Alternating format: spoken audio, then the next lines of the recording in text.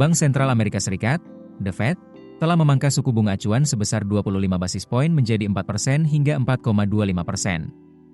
Ini adalah pemangkasan pertama setelah 9 bulan terakhir. Proyeksi menunjukkan bahwa The Fed masih akan melakukan pemotongan sebanyak 2 kali lagi di sisa tahun 2025. Pemangkasan suku bunga ini menurunkan daya tarik imbal hasil aset berdenominasi dolar dan mempersempit selisih suku bunga dengan negara lain. Menurut Kepala Ekonom Bank Permata, Joshua Pardede, ini berpotensi memicu aliran modal keluar dari pasar keuangan AS.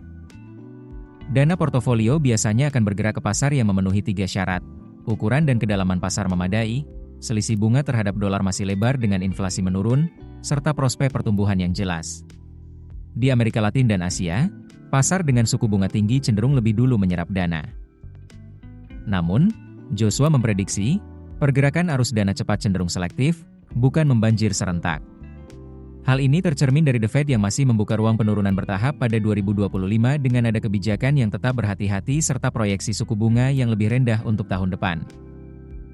Fikri C. Permana, ekonom senior KB Valburi Sekuritas berpendapat, aliran modal dari AS akan masuk ke Jepang, India, dan Afrika Selatan. Jepang didukung oleh sikap bank sentralnya yang hawkish, India didorong oleh pertumbuhan ekonomi yang tinggi, dan Afrika Selatan mendapat pengaruh positif dari dorongan fiskal yang tengah dilakukan pemerintahnya.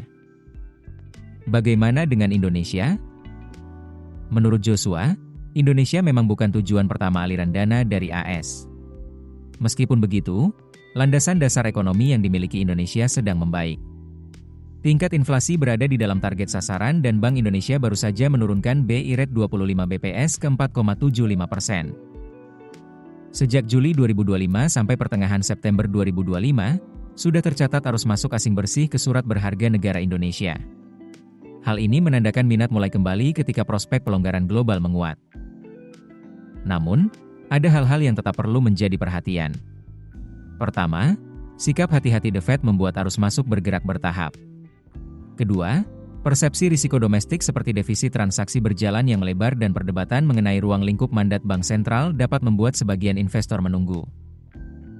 Di sisi lain, ada hal-hal yang dapat menjadi pemicu positif tambahan bagi Indonesia. Pertama, kejelasan arah The Fed yang konsisten menurunkan suku bunga sesuai proyeksi. Kedua, penurunan cepat suku bunga simpanan dan kredit perbankan sebagai respons atas langkah penurunan suku bunga acuan BI. Ketiga, percepatan belanja pemerintah dan penempatan dana yang mendorong likuiditas perbankan yang saat ini juga ikut menekan suku bunga pasar uang.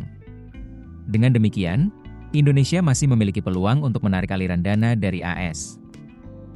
Kedua, persepsi risiko domestik, defisit transaksi berjalan yang melebar seiring akselerasi impor dan perdebatan mengenai ruang lingkup mandat bank sentral dapat membuat sebagian investor menunggu. Ketiga, transmisi suku bunga perbankan Indonesia yang lambat masih menahan sentimen ekuitas. Di sisi lain, ada hal-hal yang dapat menjadi pemicu positif tambahan bagi Indonesia. Pertama, kejelasan arah The Fed yang konsisten menurunkan suku bunga sesuai proyeksi. Kedua, penurunan cepat suku bunga simpanan dan kredit perbankan sebagai respons atas langkah penurunan suku bunga acuan BI.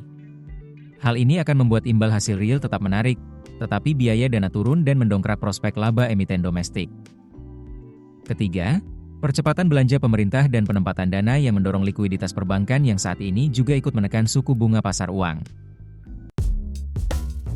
Keputusan bisnis terbaik datang dari data, bukan tebakan.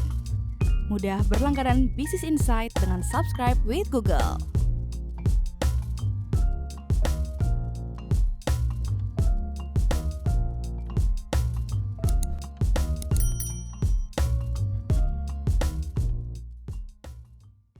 Download aplikasi Kontan sekarang di App Store atau Play Store.